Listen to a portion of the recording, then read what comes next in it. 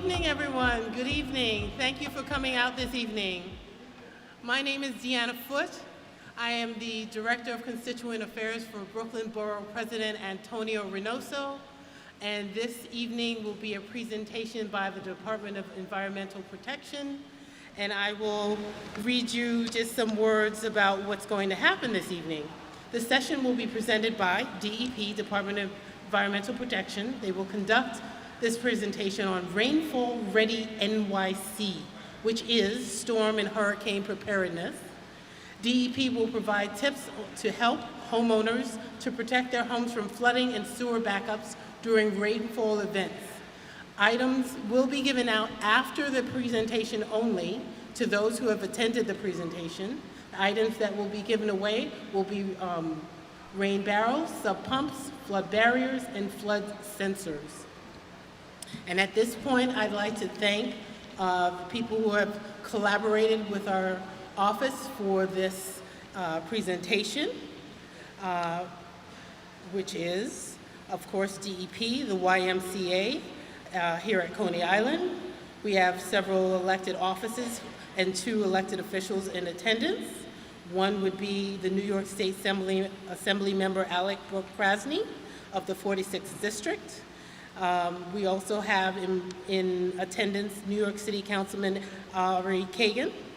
We also have a representative from the Office of Honorable Congress Member Hakeem Jeffries, the 8th District, Congressional District. We also have a representative from New York State Senator Jessica Scarcella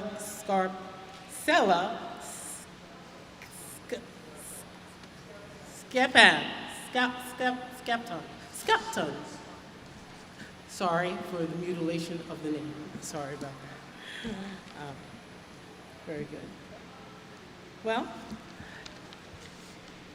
at this time, I would like to call up our Assembly member for the 46th District, Assemblyman Alec Brooke Krasny, to say a few words.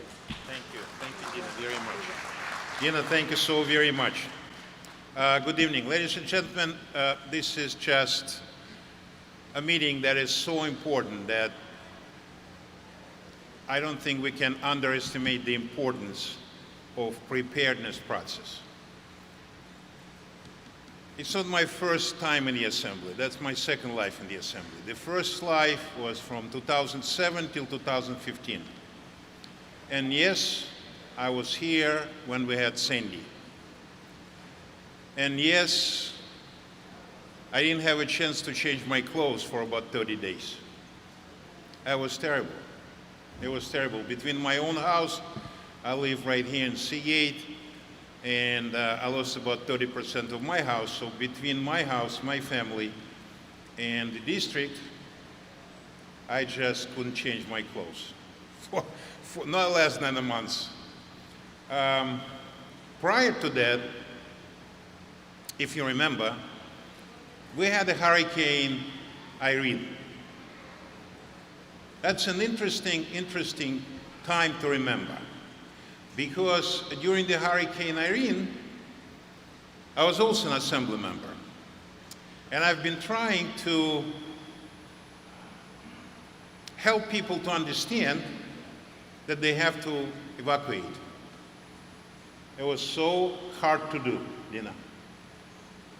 But it was a year prior to Sandy. So when Sandy was about to come, I've been trying to do the same thing. And guess what people were telling me? Last year, you were telling us to get out. Nothing happened. Nothing happened. This year, you're saying that we have to get out. We think nothing will happen. And we all know what happened. We all know what happened. Was a lot of people got caught, a lot of seniors got caught, and I remember trying to get seniors without a working elevator from some 17th floor in Worbus. I'm sure Ari Kagan remembered that situation too. It was just a terrible situation. So there is nothing more important for us in this area than be prepared and be proactive. For those people who had a chance to swim I didn't have a chance to swim, I'll tell the truth. But for those who are swimming, they're saying that ocean is very warm this year. And we all know when ocean is very warm, we should be prepared. God, please help us. Don't give me a chance to be a prophet, but we need to be prepared. And I'm very, very grateful to Borough President, the Borough President office, to you personally, Dina, for getting us all together for the very important presentation. I have here people from my office. I have here Bridget Purvis, she's on the back and she's director of my office. But I also have Scott Mudlin here. He was kind enough to decide that he wants to volunteer for the assembly office. And he's right here. He has more than 30 years experience in the resiliency area. So please, I know Borough President office has specialists. I know my colleagues in the government, they all have specialists in the resiliency area. But if you need anything from the Assembly, 46 Assembly office, from Assemblyman Alec Bukrasny, I have a person who would be able to answer a lot of questions, and he's sitting here. I just want to thank him for volunteering, absolutely 100% volunteering and giving back his time to the community. He's been a community board member 13, community board 13 member for about 20 years. And he knows community very well. So I just want to thank all my colleagues and for Councilman Ari Kagan being here and for all of you for coming and paying an attention. I know here we have people who just really want to be proactive. And I'm very, very grateful to you for coming, because that's what we have to do. We have to know how to prepare ourselves to something that hopefully will never happen. But again, remember one thing, ocean is too warm. Be careful. Thank you very much. Thank you, Dina. The next person to come up to the podium will be Councilmember Ari Keegan.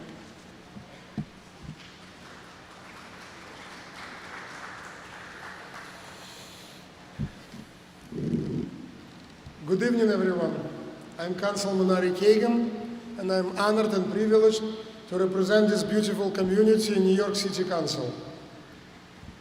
I completely agree with previous speaker, Assemblyman Alec Bukrasny, that the topic tonight is very important. I would like to praise Office of Borough President Antonio Reynoso, all my colleagues, Assemblyman Alec Bukrasny, State Senator Jessica Scarcella-Spanton, that's correct pronunciation, Office of Congressman Hakeem Jeffries, of course. My staff is also here. I see my Chief of Staff, Janine Kiriketsi, my community liaison, Angel Fang. Our office has people who speak various languages. In fact, I believe like 8 or 9 languages: Chinese, Russian, Spanish, Urdu, you name it. If you need phone number of my office is 718-373-9673. I can say that we work very closely with Department of Environmental Protection. I saw outside beautiful rain barrels. We already did several rain barrels distribution. They are very, very popular, not just with seniors, but with all who love gardening and everything else. So it's very popular across the board. And also presentation is very important. So we don't need to go far and away. Just get out of the building. By the way, thank you to YMCA for hosting this event. Tonight is a very heavy rain. And every time it's flooding, I'm getting calls about catch basins. And I have to go to famous Neptune Avenue, West 33rd Street, because it's a lower, Neptune Avenue is lower than Coney Island Creek, and every time it's a heavy rain, there is a flooding there. So if you know any catch basin, please contact our office. If you see it's a problem, we need to clean up. GEP is always sending crews.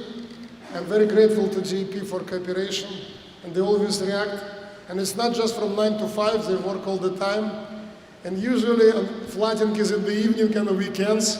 I remember it was a very heavy flooding right on the eve of Christmas in December of last year. It was like this water. So thank you for coming. I know everybody is busy. I will finish on that note.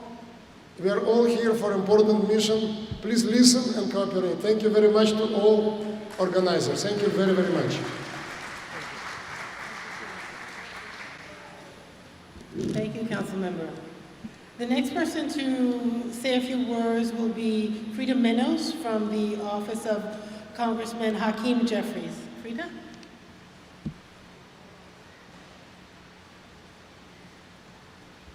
Good evening on this very rainy morning, and Deanna, how did you rain? But this is a very important informational session that's taking place this evening. Really want to encourage you to tell your neighbors after you leave about this important information that's going to be presented to you. But I wanted to let you know that Congressman Jeffries, I'm sure you've been reading in the news, is down in DC trying to work it out and figure out how we can make sure that we don't have a shutdown.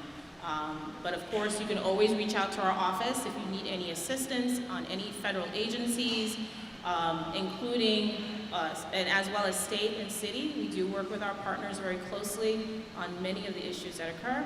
And feel free to call our office at 718-373-0033. And of course, we have a table in the back. Feel free to join us and talk to us if you have any questions after the presentation. Thank you.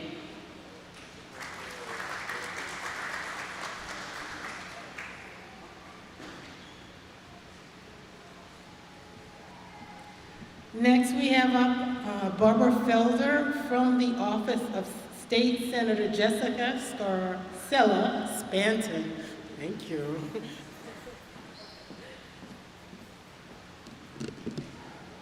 Good evening, everyone. My name is Barbara Felder. I am the Brooklyn Director at the Office of State Senator Jessica Scarcella Spanton. I know it's a mouthful.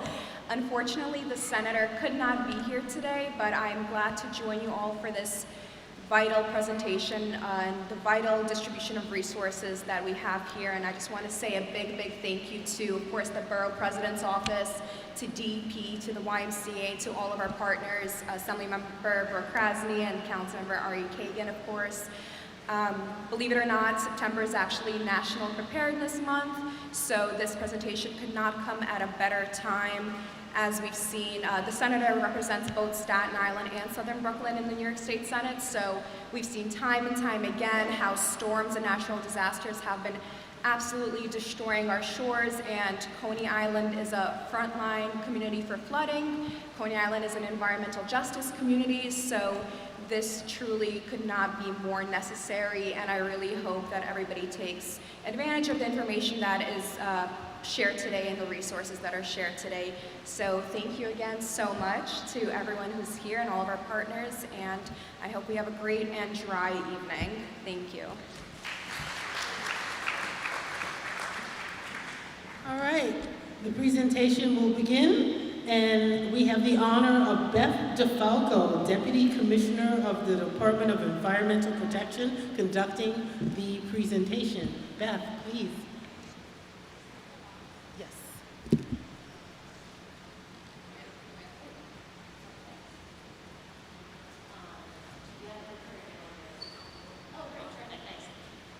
Hi everyone, how are you doing?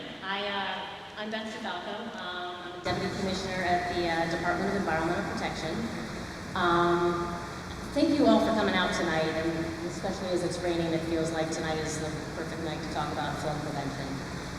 All right, so listen, first of all, our system was built to handle about 1.5 inches of rain per hour. Once you get over 1.5 inches, our sewer system was not built to be able to handle that capacity. And so, when we're talking about Ida, we were talking about 3 inches per hour, so twice as much as our system was designed to handle. Same thing for Henri, and Sandy was completely different. But And the reason that it doesn't handle more than that is because you can't just pop bigger sewers into the streets anywhere you want, right? We build our sewers much the way people build highways, which is to say, you don't build a highway for Memorial Day traffic. You build roads for your everyday traffic plus a little extra.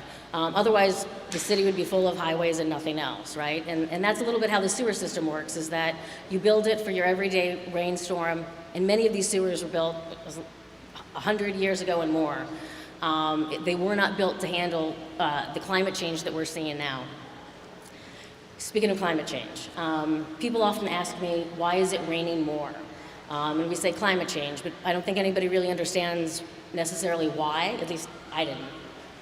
And it's because the oceans are warm, as you've heard, and what happens is they evaporate faster, kind of like a pot of boiling water that evaporates without a lid. All that water goes up into the clouds, and then they travel and they dump all that water on your backyard. And so that's why we are seeing an increase in rain as the oceans are warming, and why it's affecting us, even though we're inland. One important thing I wanted to talk about is the different types of flooding. And if you're a homeowner, all you think about is you're like, I don't care what type of flooding it is, there's water coming into my basement, right? It's coming up through my tub and it's coming up through my toilet.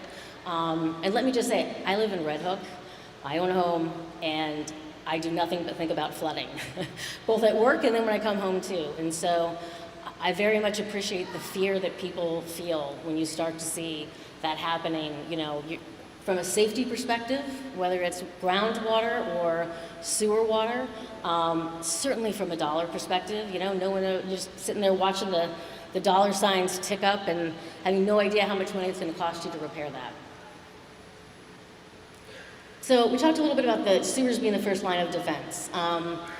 There's two types of sewers. Some areas have what's called a combined sewer. So that takes your like the groundwater runoff, so runoff from the streets and your roof and your gutters, and then it also takes the, just the stuff that goes into your sewer and the house, right? Stuff from the toilet and the sink and everything else. And then those go into our system.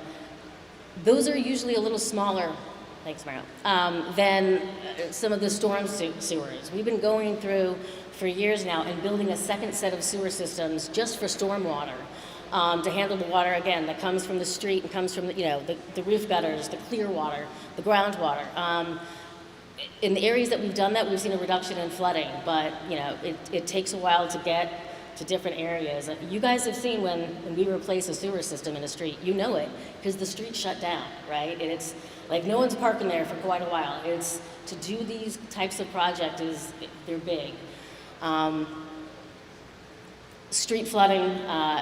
One thing I wanted to mention here, if you guys don't know about catch basins, I like to take this minute this is where all the water and the runoff goes in. It goes in these catch basins. Now, if the catch basin's clogged with trash and leaves, you're gonna get street flooding. So this is one easy thing that we can all do to try and help alleviate flooding in our area. For me, when I know there's gonna be a big rainstorm, I text my neighbors to see if one of us can walk down and check out the catch basins to clear them. You'd be surprised how much that can make a difference. Sometimes it's not just trash on the top, they're clogged inside. When that happens, please call 311. There's an app, you can call 311. We do get that information, we monitor that information. We clean catch basins on a regular basis, but that lets us know that which ones we need to address more urgently. So do it, feel free to tell your neighbors to do it. We do get that information. Coastal flooding. This is what you guys experience the most compared to different neighborhoods. Listen, for me, visually, it's helpful to be able to see this, to understand why water is coming up through the catch basins, why water is coming up through your tub and your toilet. And if you can see here, it's all connected, right? The sewer system goes out, the overflow goes out to the ocean. So when there's a high tide and it comes up over where those tide gates are, and then it's raining, it's basically like a big U, right? So that's why you're seeing it come up through the catch basins and the other places. In some areas we have tide gates, In other areas, we don't. We're trying to install more of them. They're not perfect. You know, when they're working, they're great. Sometimes, you know, they can be prone to break, but it's certainly a line of defense that we're trying to add more of in the system. But that's why you're going to see streets flooding when there's high tide or it's coming up through the catch basins. The problem with this is, and there's a lot of problems with this, but for us, in terms of an immediate response, is we can't start pumping water out until the tide recedes, right? So if we're pumping water here, but it's still, you know, water levels out, it's still as high as the ocean. So as soon as the tide starts receding, that's usually when you'll see DOT and DEP and other people coming out to pump out the water on the streets. So I know this isn't always helpful, but I just want you guys to understand it's not because the sewers aren't working, it's just that the tide is so high. This becomes a real problem when you combine a high tide and rainfall, and that's starting to see that more and more. Groundwater flooding. This also affects a lot of people, especially in coastal areas. It affects me in Red Hook especially, because my ground isn't very absorptive. It's made of clay, basically, the dirt is, so it doesn't absorb really well. But you can see, if you have a basement, and once the ground starts to get saturated, you can see how it starts to come in through the tub and through the sink, right? Water raises, and so that's why it's starting to come up. If your basement is below ground, your plumbing fixtures are basically uncapped pipes. And so that's often why you're not supposed to have those fixtures in basements, but that's the problem with them. There's a couple of things you can do to try and alleviate that. And let me just say, I'm going to tell you what we can do, and I'm going to be really honest about what we can't do and what's going to take a long time. And then we're going to give you some tools to try and help you buy a little time. Buy a little time on a rainstorm that's bad but not horrific. For Ida, for Sandy, those are things that there's nothing that I say today that's going to help you stop flooding in those situations. But it might help you tonight. It might help you tomorrow, and that's worth something, I hope. Sewer backups, and we can make these available to you later, but it's this, you have the same thing and the same issue with basically once the water overflows the sewer, the water just rises, so it starts coming back up through your fixtures. And that's why you're getting, sometimes it's groundwater and sometimes it's sewer water, and you can usually tell the difference very, very quickly. But that's one of the reasons that it's coming up. I don't know if any of you guys have any back water flow stoppers. That's what it's trying to stop. It's trying to stop, when that water starts rising, it's trying to stop it from coming into your home. What do we do before the storm? This feels very timely tonight, as we know we have a lot of rainfall coming tomorrow. These are the things we're going to be giving you tonight, not rain gutters, but we're going to be giving you rain barrels, we're going to be giving you flood sensors. I'm going to talk to you a little bit about your gutters and catch basins we already covered. So I talked about this quickly. 311 for the catch basins, or check with your neighbors and figure out how it is that you can clear them before the storm when you know there's going to be a big rainstorm. Rain barrels. Rain barrels are so important because they are basically a way to store the rainwater on your property. So you hook them up to the gutters, and then it basically diverts and it stores it there. And then when it's dry, you open it up and let it out. I use it to water my backyard garden. You can use it for those things. Do not drink it.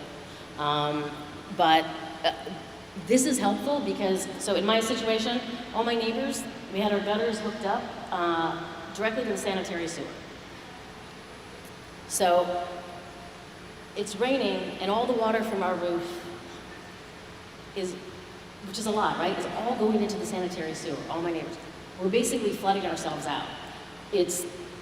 We're filling up the sewer faster than we need to fill it up. So one thing I'd like everybody to do is go back and check and see if your gutter is going directly into the sewer, and your neighbor's gutter is going directly into the sanitary sewer.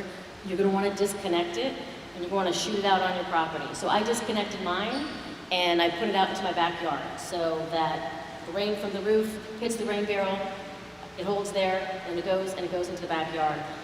It'll give you a little bit of time, it'll give your neighbors a little bit of time for it to get absorbed through the ground, as opposed to all of that water rushing into the sewer system.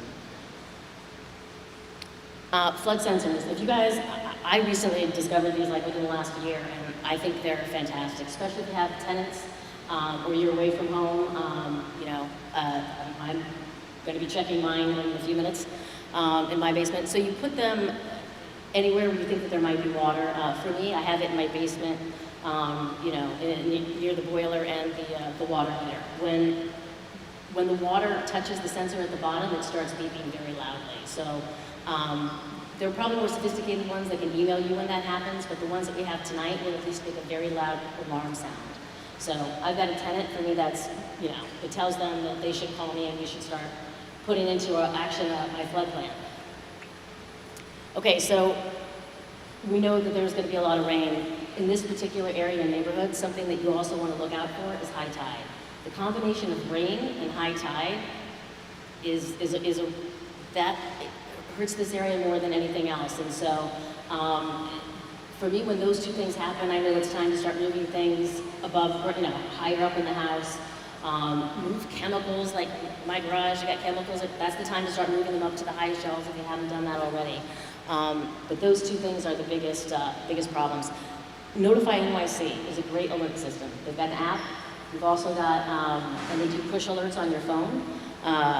You can check it on Twitter as well. And so I think that's probably one of the best resources.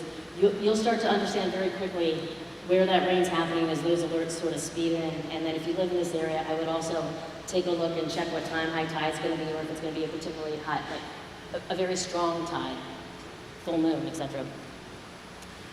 Sump pumps. I'm sure many of you have them already. This is, for me, this is useful after the storm, or helpful in areas that you're trying to walk. We have them tonight, and we're each going to give you one. Listen, I know that's not a lot of help, but it's nice to know that, the kind that we have is lightweight, it's easy to move around, and we're giving them to you. We don't want them back. They're yours. This is a big one, and this is counterintuitive to me. When it's raining really, really hard, especially if you have that backstop valve installed, you're trying to stop the sewer from backing up into place, do not take the opportunity while you're stuck in the house to run the dishwasher and take a shower and do the laundry, which is my favorite things to do when it's raining out. Because all you're doing is pushing water into the system at a time when the system is already handling too much water. So it's counterintuitive. It's hard to resist the temptation, at least for me, not to clean and do things when I'm stuck inside, but it will help you and your neighbors to remember that, and try to limit it until the storm passes, and then you're good. After the storm, listen, there are two things that you can do in terms of damage to your home. When we're talking about coastal flooding, acts of nature, it's going to be your FEMA forms and flood insurance. And if you don't have flood insurance, I can't stress strongly enough how much that helps when you've got to start doing things like mold remediation, when you've got to rip apart your entire place to make sure that it's safe to live in. That's really the time that it becomes so important. Also, if there are times when there are water main breaks, they do happen, and if your home is somehow damaged through something that the city has done, you can file a claim with the comptroller's office. Like I said, it's not going to work for sort of acts of nature, but it is going to work for any kind of damage that we've done. I want to get to some of the projects that we're doing here in Coney Island. I think this will just sort of talk a little about the two different types of sewer systems that we have. We have some big infrastructure projects going on. These are long-term, high-dollar, big projects. So these aren't going to help you tonight and tomorrow. But hopefully these will help you in the future as we're trying to figure out ways to alleviate street flooding and home flooding.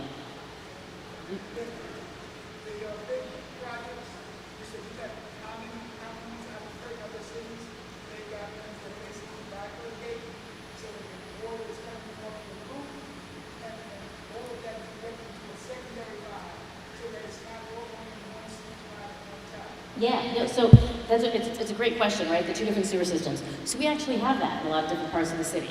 The combined sewer is the one that takes, and it's different in different parts because when the sewer system was built 100 years ago, it started and there was just one type of pipe, right? And that took everything. And now we're going through and we're starting to add what's called storm sewers, right? Those are the ones that take the runoff from your roof, and they take the runoff from the street, and it gives more capacity to the sanitary sewer. We're trying to add more of those, and we're trying to increase the size of the sewer system here in the area. We can talk through this real quick, and then I'll grab you.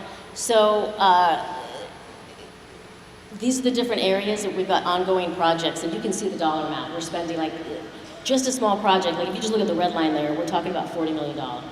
So they're big projects, they're time intensive, they cost a lot of money, and people often just say, I don't understand, why don't you just make all the sewers bigger than the city? That's one of the reasons. The other reason is even if we had all the money in the world, we couldn't rip up every single street in the sewer at the same time. So what we're doing, what this administration is doing, is being very targeted about the areas where we think we're going to get the most result, and the areas that are hit repeatedly, right? Like we don't need to do this in Manhattan. We need to do this here. We need to do this in Red Hook. We need to do this in other places that are routinely seeing flooding. And so we're trying to spend our money in the smartest way possible, and we're trying to do the disruption that we have to do to make those changes in a way that allows you to still use your streets and get around, but also so that we can start these really big infrastructure projects. Other things that we're doing besides storm sewers, green infrastructure. We are trying to use, I mean, listen, it's a concrete jungle, and you guys know concrete and pavement doesn't absorb, or most of the pavement we have here doesn't absorb anything. So if you paved over your, and I know this area well because my dad used to live down here, if you paved over your backyard and your front yard everywhere, please reconsider what you can do to make it more porous. So please don't choose cement, opt for pavers or something that's got some sort of way for the water to seep in. It will help you, it will help your neighbors. We're trying to do that more and more in the city. So you can see we're doing this here in the middle of a street in a median. Underneath it, we've got a whole drainage system as well. So we're trying to use this as kind of a nature's storm retention tank wherever we can to also help in addition to the sewer projects. And this is less disruptive, cheaper and faster for us to do. Other green infrastructure. Every time somebody builds a new building or up, when we're talking about zoning laws that allow people to, turn a two-family home into an 850-person apartment building, they are now required to do things like green roofs and have to have porous area all over. Green roofs are tough to do on old places. You got to make sure you have the right structure for it to be able to hold the weight and absorb. But especially with new construction, that's something that they have to factor in and build into their new construction. Also here, we've got one of the synthetic turf fields, and what we're trying to do is use athletic areas to become, again, kind of a natural storage tank, so that the water goes underneath it. We've built a whole storage area with rock and other things underneath it to sort of hold the water so that that can actually act, again, as a storage tank when it rains and try to alleviate some of the street and the groundwater that you're seeing, here. Once you get anything more than, like I said, it's 1.5 inches per hour. And just to be clear, it's not 1.5 inches total. So this last weekend, I think I got 3.5 inches at my place, but it was over 3 days, so I was okay. You get 2 inches an hour, and that's when the system overflows. So that's kind of, it's not about the amount totally, it's about the speed. All right, that's mostly what I've got. It sounds like if you guys have any questions, please let me know. If I can't answer them, we'll make sure we get your names and we get back to you. Real quick, I want to give a shout out before we start to my staff. Karen Ellis, Maria Bruno, Robert Oliveri, who I think is downstairs with all of the supplies. They're the ones that help both our elected officials and all of our residents that call and have questions and issues. They do so much, and tonight we've brought 50 rain barrels, flood sensors, flood barriers. Real quick, let me just show you the flood barrier for those who haven't seen them. So we're giving these out. Again, this is just going to buy you a little bit of time when we're talking about like 2 inches an hour over a short period of time. These are the flood barriers we're giving. I'll hold these for you. So we're using water. We're using water to stop water. You basically take a hose and fill it up here. So you open it up, use your garden hose to fill it up, and then these aren't so big. Like I can carry this from my kitchen to the front of the house if I need to. These also interlock, so right here. you can see they lock onto each other, so you can line them up. I put these in my windows. I put these in my basement, by my basement door. If you got a driveway and you're trying, especially if it's a slanted driveway, you can interlock them and carry them out one at a time, line them up, and try to buy yourself a little bit of time. And listen, it's worked for me. It doesn't always work. Like I said, Ida, Sandy, Henri, it's not going to help you for that. But if we can do a little bit of good with these, we're happy to. I mean, altogether, we've probably given everybody about I'd say at least $250 worth of free stuff tonight. So I hope that it's helpful in some way. And I'll go ahead and take any questions now that we've got. Yeah. First question, and thank you.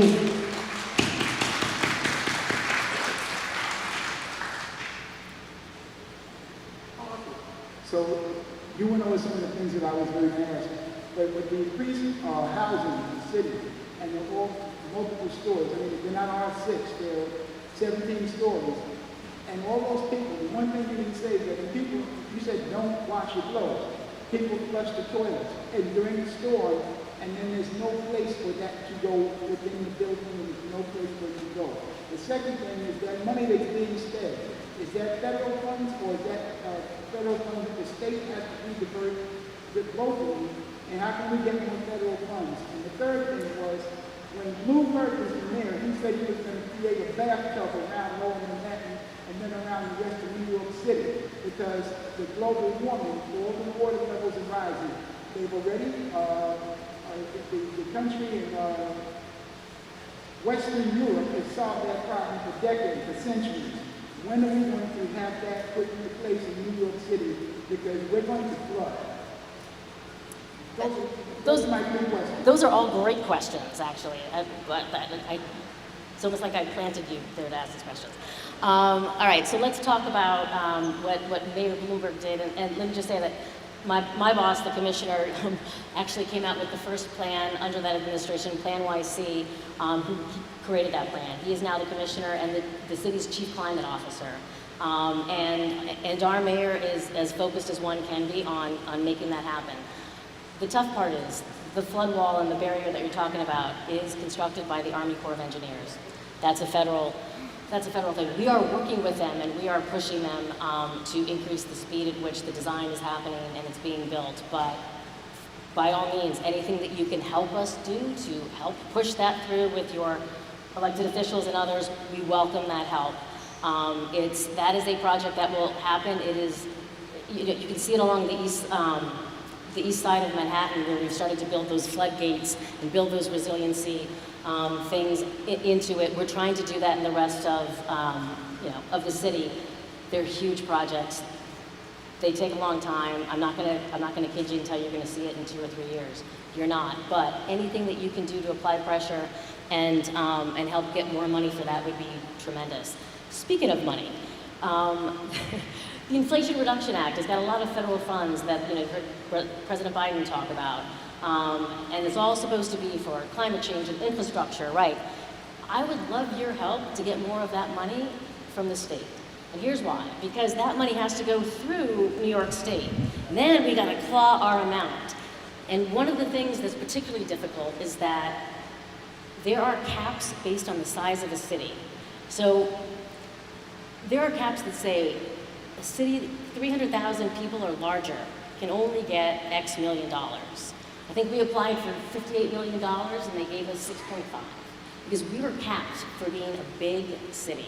We are also, we think about like environmental and climate justice all the time. We are also have one of the biggest environmental justice communities. We've got communities that have old infrastructure and people that are greatly in need. And so, by all means, if you can also help us with your state elected officials to get more of that money, we are banging the drum and you're going to hear us bang it louder and louder because we need more of that money to do things like replacing lead service lines that go into your house and building this green infrastructure that's faster to build in addition to some of these projects. Sir, you got to remind me, there's a third question. I got 2 of them. The height of the buildings, the yeah. construction is going on. I mean, like, Brooklyn is 2.5 million people easily. The city's 9 million people. Why isn't that cap expanded? And why isn't Brooklyn getting all those funds? And who, so now we got the state representative there, and, but I mean like the federal funds. Minority libertarians, Douglas here, that's a person that people can immediately go to because you don't know what's going to happen. He may be the majority with it, but nobody likes to see New York City get money. We deserve the money. We put more money into this country than other states do. And the other states, Yes, we do. if the other states take our money and fix their places, or they build volleyball courts Yes. for their colleges, and they don't take care of the poor people. You've got 9 million people that need the money. So people need to talk to their elected officials on every level and tell them that we need it because I live in central Brooklyn. I live at one of the highest parts in the borough. We flooded the last storm.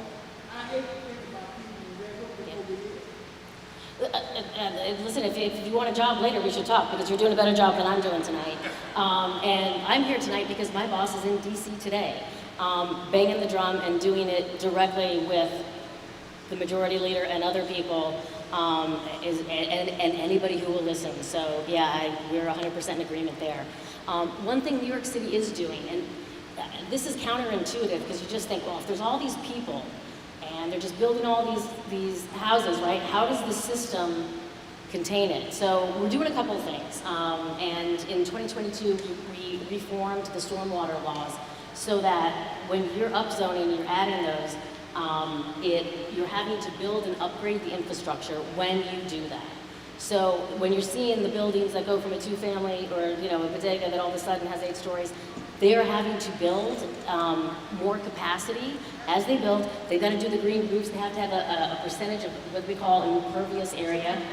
Yeah, now, but here's the interesting thing is that it's also, as they're building, we're using the opportunity for that construction to improve the system, right? We're having them, the ground's open, you might as well do everything that you got to do all at once, right?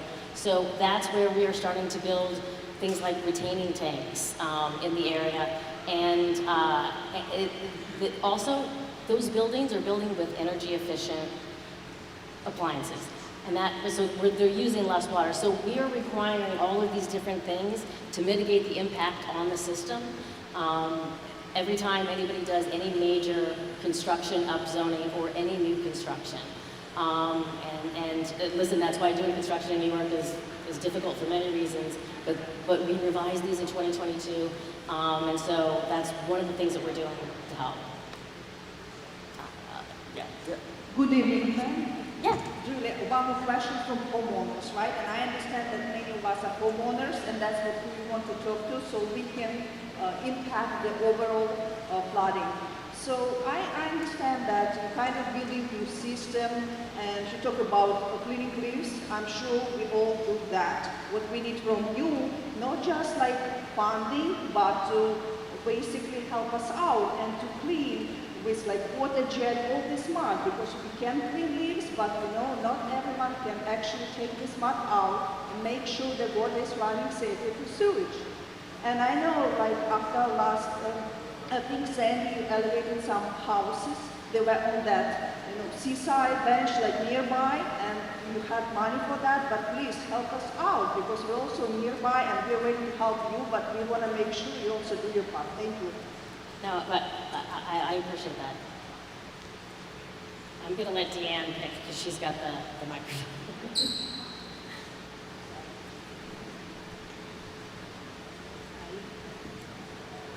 Hi, I live in Seagate and I'm here for 54 years. And when it rains, and I'm sure everybody here knows, if you go down Neptune Avenue from about 33rd Street all the way into Seagate, the sewers back up, it becomes a river there, and all the side streets you can't even drive through. And when that happens, that ends up overflowing into Seagate. And while we were hit with Superstorm Sandy, and some of the sewers have been replaced, others have not yet been replaced. It's a very expensive project. And some of our sewers are well over 100 years old, made of wood. And when that floods on Neptune Avenue, that forces water into our sewers that can't handle the water all along. Now, you talk about global warming, which we know climate change is real, but this is going on for 54 years. Since I live here, you know that you can't go out into Coney Island on Neptune Avenue when it rains. And I'm sure it affects all the people that live around that area.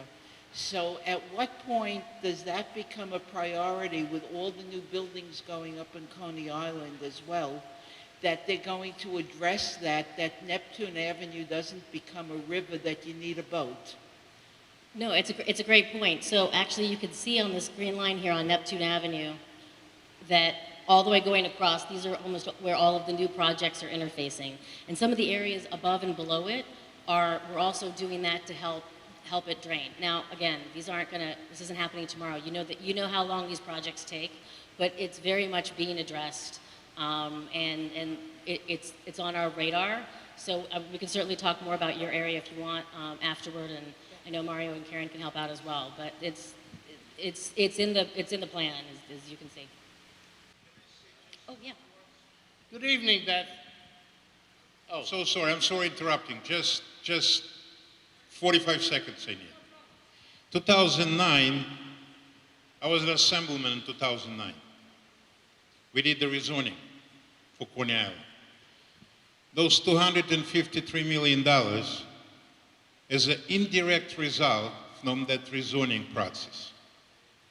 So DEP is doing a lot of work because we have a new buildings on Coney Island. And I wouldn't remember the exact title of the document, but according to some agreement between the city council and the mayor Bloomberg at that time, we're receiving this money. The reason that we have a very bad roads on Surf Avenue, by the way, that's a result of the project that it's still in progress. It's really $40 million only. So we're going to have more and more. As to Seagate, just very quickly. In 2011, I think, 2012, I was able to get the first money, it was like $30,000 for doing a study on Seagate sewer. And if you remember, they starting a study with the cameras inside the sewer. So I'm working on something now that would be able to help Seagate to go further from that study with the few cameras underneath. You remember that study. So I just, more than 45 seconds. I'm sorry, sir, for interrupting, but this $200 million, it's going to be invested in Coney Island, and primarily because we have all those new big buildings. We wouldn't be able to live without the new sewers with those new buildings. But thank you, DP. Thank you for doing it. Thank you very much. Thanks for advocating. We appreciate it. Your question, please. Yes, I'm sorry. My question is, Beth, they've replaced the catch basins on West 16th Street and Neptune Avenue. There was 4 before, now there's only 3. But the 3 that are there have some type of red net underneath them that catch all the debris. Now, I like to go outside and sweep this.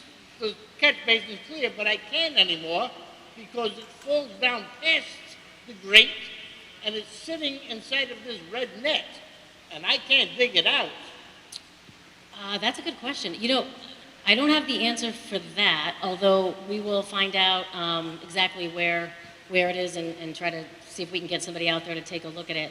One of the things that we're starting to do with the catch basins is also put a grate higher up on the sidewalk so that you've got 2 different places for the water to go in, and it doesn't always, whatever happens inside the curb and the trash and the leaves don't get stuck there.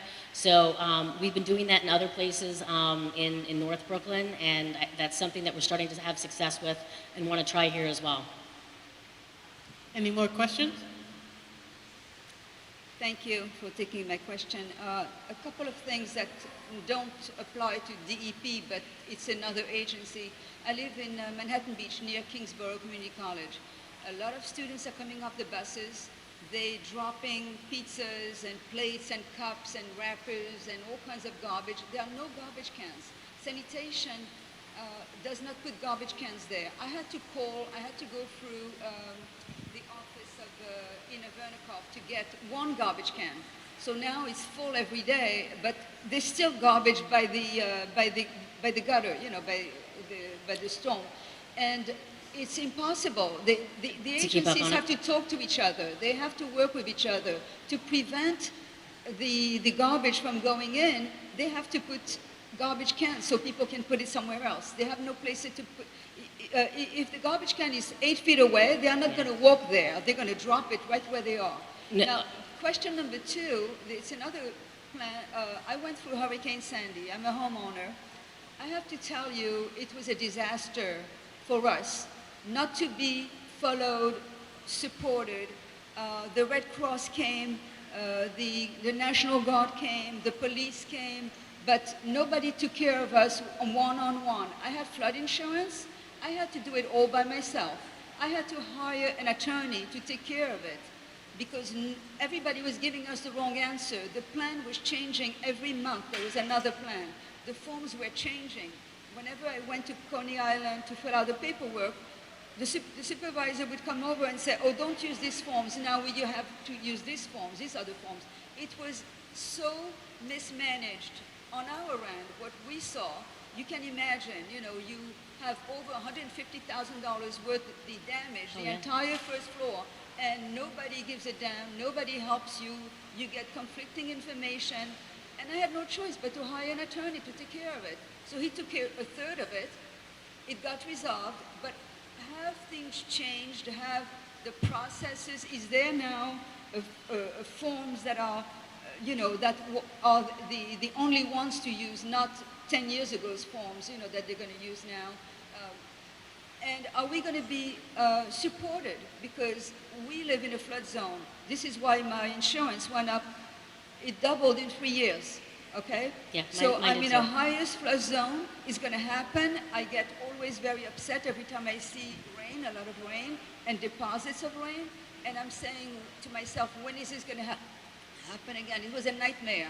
We lost 2 cars, not insured by the homeowner's insurance, not insured by the car policy, not insured by FEMA. We had no place to get food. I lost 15 pounds in like 2 weeks, you know.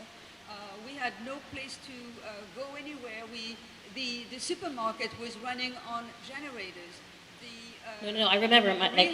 The rehab center was on generators. Yeah. The school shut down. It was a disaster zone, and nobody took care of us. Well, first of all, I'm really sorry. I wasn't here. I wasn't in government at the time, but you know, like I said, I know the neighborhood well because my dad was here, and I'm really sorry that you had to go through that. I can't speak for sanitation, but I can tell you that I will be telling my counterpart at sanitation to take a look at the area, and understanding the complexity and frustration with some of the insurance forms. I will also talk to my counterparts and bring that up. I'm sorry I can't tell you I do more, but I will pass that message along to the right people for whatever that's worth. Any more questions? I'm coming around. Excuse me. Pardon me. I just want to piggyback on what this gentleman said. I live in a neighboring neighborhood, Sheepshead Bay, and I've lived there my whole life. And the way buildings are going up, where a one-family house once stood, there's now a 6 or 7 story on like a 20 by 100 foot property, apartment building, one after the other. And I don't see them putting in anything that you said that they're required to. I can guarantee you there's no green roof on any of those buildings. I don't see them breaking the street in front to do anything for the sewers. The elected officials need to, this used to be a low-rise area. Now everything is a high-rise. Why is it allowed? Listen, and the stormwater rules are pretty specific, so it's not supposed to be allowed. Department of Buildings, not to push the buck elsewhere, but those are the guys that are regulating that new construction. So I don't have a great answer for you in terms of why some of those things may or may not be followed, but I can certainly talk to my colleagues at DOB and get a little more clarity on what type of regular inspections happen or don't happen for that type of property. I don't know if that's... There's a formula for the size of the property. Yeah, you're right. There's a standard limit, but it's pretty small. And it also is, generally speaking, once you do a certain amount of even just renovation or construction, they'll require you to do it. But we can look into it and see if we can get any more clarity on that. I have a question over here. I'm coming around. I'll hold the mic. You mentioned something about diverting the water off the roof. Do you have to double check with housing to do that, or you can just do that yourself? No, it's a great question. You can do it yourself.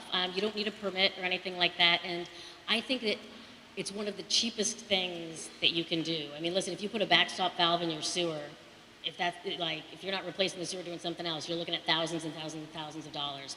What we're talking about with the rain barrel, first of all, we actually give you the drill bit, so all you need is a drill bit. I did mine myself.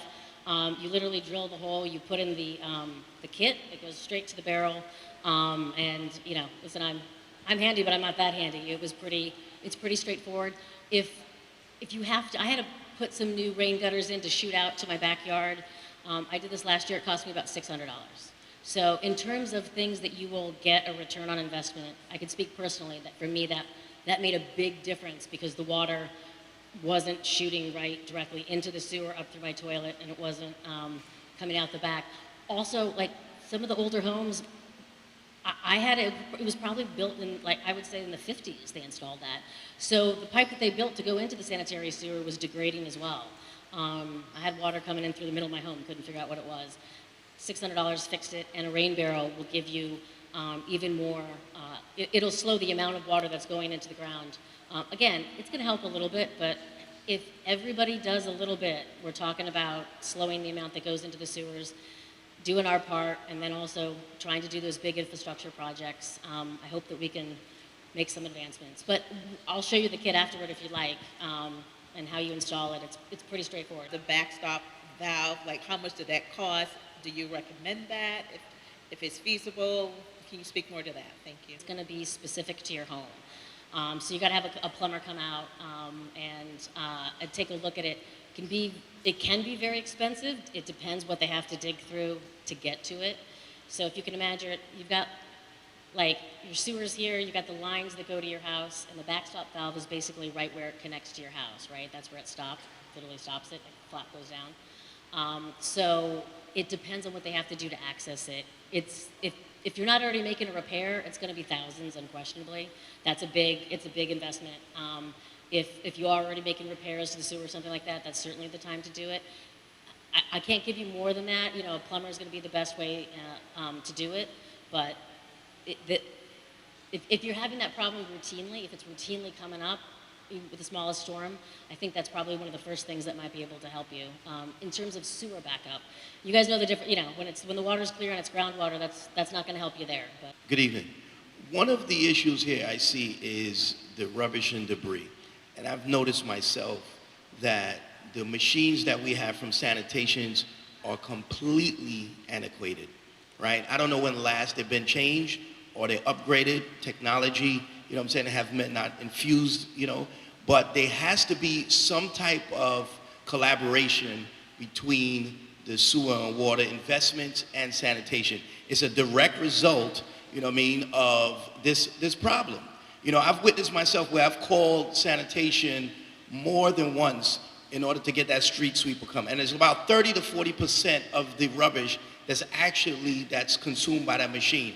I don't even know why the machine is even on the road. And there's supposed to be some liquid deposits that go down. It's not even, it's completely dry. I've witnessed myself personally. I've called sanitation, I've called BK5 and spoke to them directly, to the supervisor, in order for them to have that particular driver to come back around the block. And it takes about 2 or 3 times. You know, with this amount of money that's invested, these millions of dollars, it has to be a collaboration. Because we're talking about one issue in terms of backup with the sewer, but then we got to go back to what causes that issue too as well. You know, and if we have all these various serious agencies that's not speaking to each other, then basically it's counterproductive. So this has to be in place where it's not just a phone call, there have to be a collaboration, a unit is involved, and there is some accountability. You know, because now it's backed up, there's a debris in front of the property owners, I'm a property owner as well, then what happens out of that? Then we get summonses because there's debris, you know, on our sidewalk, and it becomes a trickle effect. I understand, and certainly understand the frustration. We do talk to each other regularly, but I'll bring that part up to my sanitation counterparts. I mentioned the trash simply just because you know, on the catch basins. Listen, I don't like picking up trash in front of my own home, or even down the block, which isn't my trash, right? It's street trash. People walking, dropping a soda, whatever plate.